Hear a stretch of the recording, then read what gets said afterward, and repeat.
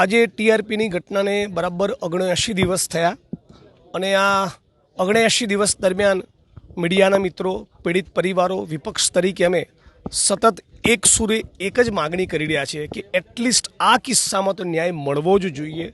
અગાઉની ઘટનાઓમાં ભારતીય જનતા પાર્ટીની સરકારે અને એના ઇશારે કામ કરનારા તપાસ કરનારા અધિકારીઓએ જે પ્રમાણેનો ભાંગરો વાટ્યો, જે પ્રમાણે કેસમાં પિલ્લું વાળ્યું અને નાની માછલીઓની ધરપકડ કરવી, મોટા મગરમચ્છોને છોડી દેવા, નેતાઓ અને અધિકારીઓ જે ઇન્વોલ્વ હોય એને જતા કરવા, આના કારણે ગુજરાતમાં, સૌરાષ્ટ્રમાં, રાજકોટમાં બધે જ એક પ્રકારની નારાજગી છે।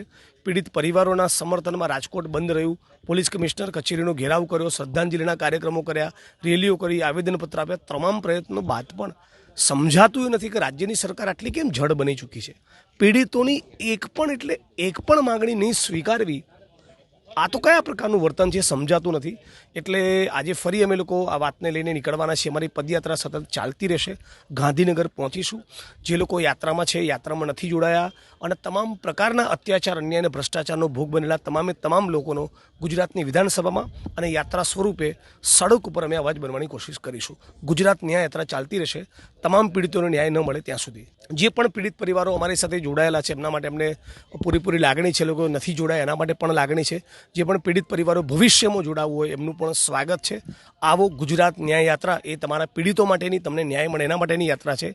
મોરબીના હોય, તક્ષશિલાના હોય, હરડીના હોય, બીજી કોઈ પણ પ્રકારની ગુજરાતમાં અત્યાચાર, અન્યાયની ઘટના બનેલી હોય એના ભોગ બનનારા તમામ લોકો માટે અમે લડવા તૈયાર છે।